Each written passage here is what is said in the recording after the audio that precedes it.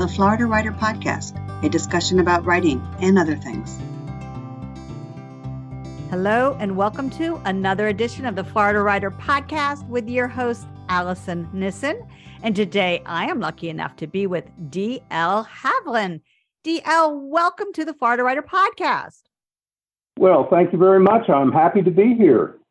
Could you give us a 60-second elevator pitch about who you are and what you write? Okay. I have been writing for over 30 years. I'm a retired businessman. I got interested in writing because I went to a lot of different places all over the world. I've been in 120 different countries. And as a result of that, people asked me to write about some of my experiences. And as a result of that, a retired publisher happened to see them and asked if I was interested in doing a little book of short stories, and that's how I got started in it. Wow, well, that's fantastic. And that's quite a long career, 30 years. Yes, I'm 2 years older, 2 years older than Dirt, so I've been around a while. I've had an opportunity to have a long career in several things. I imagine that's given you a lot of observations to develop characters. It does. It gives me a real reservoir of information to work from. One of the great things is to find out, how much the human beings are alike and how different they are. I mean, we all have a lot of commonality in what our basic desires are, but how we express that culturally really gets different. And I think that's one of the things that I enjoy writing about, is letting people see the commonalities and the stark differences that we have in different cultures. What type of genres do you write in? I like to write in history and mystery. I'm in love with history because I think it teaches us so much. And even though it's an old saw and a cliche, he who chooses to ignore history is cursed to lead it again. And we see it every day in what's happening. It does appear that the world keeps circling around and around. We end up back where we started. Yeah, it's amazing if you go back through history and you look at major wars. They're almost they're in 80-year cycles, and you can almost count on the next one happening during that period of time. Oh, that's a frightening statistic. It is. Oh, tell me about the mysteries. Well, I enjoy mysteries. I like to write them around history. I believe that readers are thinkers. I firmly believe that, and I believe open minds, open books. And most people like to get a little bit of education with their entertainment. So I like to write like somebody like Kessler or Michener. I like to take a historical event and then wrap a story around it. Good example, I wrote a book called The Cross on Cotton Creek, and that book was written to demonstrate how the commitment to a person's word is very important. And what I did was set that during Sherman's march to the sea. I had two Confederate soldiers, both of them severely injured. They were taken in by a old minister from a rural Georgia church, nursed back to health. And when they go, one of the soldiers comes to the old minister and says, "Reverend, I've died in a prison camp if it wasn't for you. I need to know what I can do to try to repay you for your kindness." He said, "Well, I'm too old to get up on top of this steeple to paint the cross, and it needs to be painted every 5 years. Would you do that?" And the soldier said, "Yes, you saved me from Sherman's wrath. I will paint it before I leave, and I will come back every 5 years and repaint the cross as long as it's on the steeple. And if something happens to me, I pledge that my descendants will do it."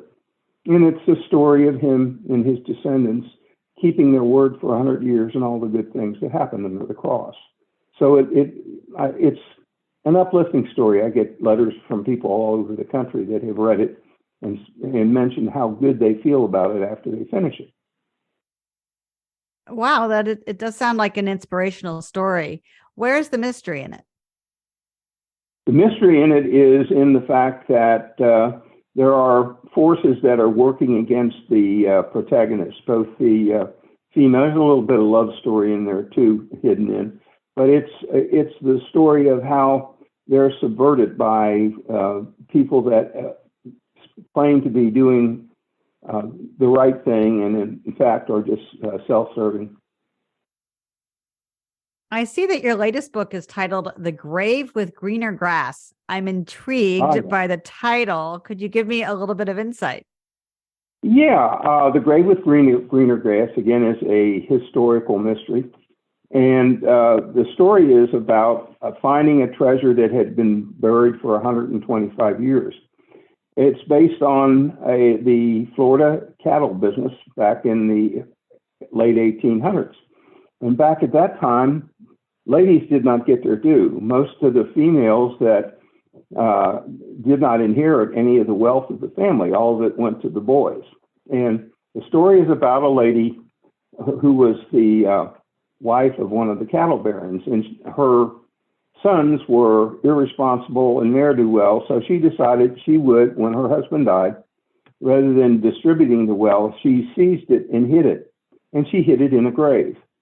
And the story is about the clue that she left in a letter to her female descendants that was to be written on a specific full moon day in a month.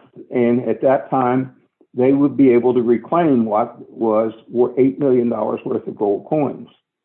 So this is a story about that going unresolved until a gentleman who is familiar with history and a pioneer farming trick that was used in Florida for dooryard gardens knows about it, and then eventually runs down and finds the $8 million worth of gold.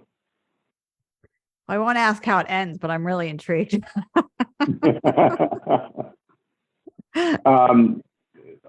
My stories are, there are a lot of twists and turns to them. I'm proud of this one. The publisher on this particular one is Touchpoint, and they submitted it to Strand Magazine. Strand Magazine reviewed it and put it on its summer preferred reading list, which I thought was really good. And if you're familiar with Strand, you know all about its history. So I was really pleased that they chose to do that. Over your writing career, what advice have you been given that's really helped you maintain your focus and drive? There's a gentleman who I'm sure you're familiar with by the name of Robert B. Parker, who has written, literally hundreds of hard-boiled novels, and his novels have been popular for at least 3 decades. And he's now passed. But one of the reasons why I stayed in writing was I attended a writers conference, and he was one of them, and he pulled 3 of us aside and told us that we definitely should continue to write, okay? And one of the things that he told me was that there is no exercise or no schooling that can really prepare you to write. You have to, as he put it, you have to write 1 million words before you get to the point where you know how to put it down on paper. And I think patience and perseverance is a very important part of writing. And if there's one thing that I see, I've had several, both editors and other folks ask me to do some reading for them. I think most writers try to do things too fast. I think rushed work is seldom good work. And one of the things that concerns me is I see a lot of these contests, the nano contests, where you're trying to write a book in 30 days and so on. And the writing suffers because of that. I think if people get in that habit, all kinds of things suffer. Continuity suffers badly normally. And what happens is that a lot of times things like foreshadowing and other items that can be used or get lost in the shuffle to try to get things done. So I would suggest really that people are patient when they write and not try to rush their work. I think one of the things that goes to that, Hemingway was a pretty fair writer, wouldn't we all agree? Well, Hemingway had a goal to write a limited number of words each day, but make them excellent. And keeping that excellence in your writing is what I think eventually gets you to the top of the dish and where that cream goes. And in this competitive market, only the cream really gets published. While we're thinking about the practice of writing, and you as a mystery writer, do you plot out your points and your twists and turns, or how does that work? I have a 3-step process. I write a short story that I limit to 500 words. Okay, and it is going to be my novel. And then after I write that short story, I already have my ending. I have all the important parts of it. Then I go back and I outline how I'm going to get there. And I write the last 3 chapters of the book, and then I start at the beginning and write through. What a unique way to do that. I'm sure you're not the first person to do that, but that's the first time I've heard that technique. And I am thinking, wow, that's a great way to do it. Right. Well, what it happens, it helps you with continuity. It helps you with foreshadowing, and also it gives you a lot of ways to try to be able to increase the tension in your book. If you know certain things are going to occur at the end, you can place the material as you go through the outline where you want it to be able to increase that tension. And like I say, readers are thinkers. They appreciate the careful plotting in a situation like that. I've been a memoirist, and I have a couple of fiction ideas in my head, and I think I'm going to try this technique because as a memoirist, I know the ending. Yeah. Easy. But the idea that I don't know where I want to start with a story, it's very similar. But if you take fiction and you start with the end in mind, and then you go back and then drop those breadcrumbs along the way, you really can lead someone there. And I do love when all of a sudden you're writing and it's like that little bow tie comes along and you're like, that's perfect. One of the things also is the fact that you're going to find it's more efficient, because when you write like Topsy, it just happens. What ends up happening is you find that there are a lot of corrections that have to be made, a lot of rewrites that you don't need to make if you do it on a more calculated basis. Everybody is different. Everybody's individual creative juices flow a little differently, and that would not work for some people, but it works for me. Most of my life, I was involved with Fortune 500 businesses where planning and all that was just, that was just kind of gospel to do. So I use what I know, and that the careful planning process is part of that. So that may not work for some people, but it certainly works for me, and it's certainly worth trying. And like I say, it has those advantages. And one of the things I don't do is just because I have a plan, if I come in and I see something that really will improve it, I don't mind killing the chillin'. And what I mean by that is that I've got this brainchild that I have, and I think it's really good. There are times when it just doesn't fit, and you just go out and you take that delete key and hold her down. Okay. A delete key is your friend, writers. That's right. When I first started doing this back when wheels were square and made of concrete, it was typewriters and carbon paper, and boy, things were a lot harder then. So you talked about some of the characters or features that you might have to delete. Do you have an image of what the characters are like, what their arc is, or is that part free flowing? No, I pretty much plan everything. I do a Excel spreadsheet and I have one character that I call character and definition, and that means I describe the character. And more importantly, a lot of people will talk a lot about, this person is blonde, he's 6'4", da da da da da da. Okay, that's not nearly as important to me as what his social style is and how he's going to interact with the other characters. And I can, for example, I can take a very outgoing person, an expressive individual, and match them against the person who is an analytical, who doesn't like to see expressions of personal feelings and stuff. And that helps increase the tension. If I have a person that I want to be able to put them in conflict with, I'll make my protagonist a particular social style, which will naturally conflict with the social style of the antagonist. Love it. Love it. Sounds like it's so simple, but we all know it's not. Well, the whole idea is that humans, and particularly the intelligent ones, which are readers, all you readers out there are the smart folks, they realize and they see these same circumstances in real life. And what I'm doing is I'm simply allowing them to see what they would see in a real situation. And this makes the characters and the situations much more relatable and real to them.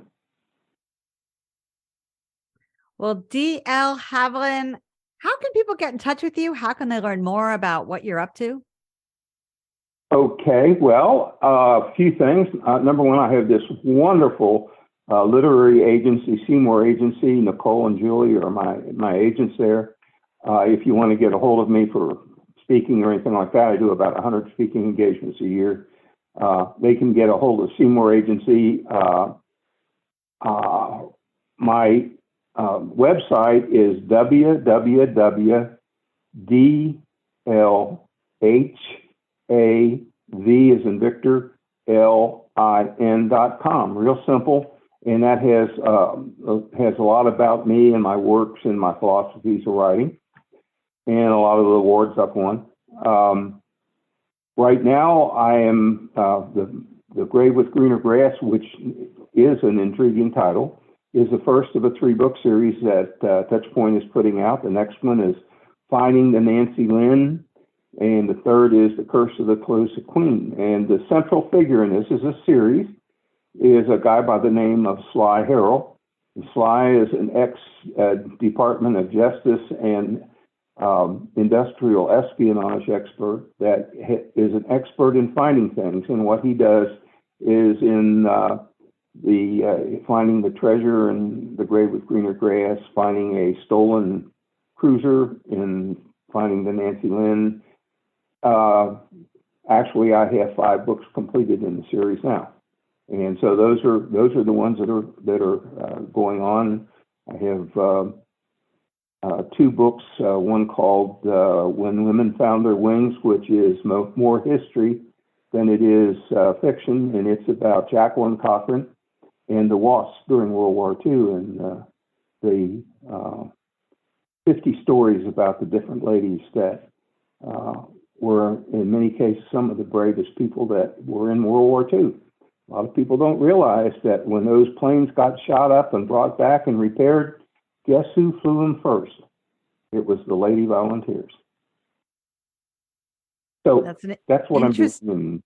Yeah, what an interesting fact. It sounds like a great story to read. Mm-hmm. All right, DL, are you ready to switch to our rapid fire questions?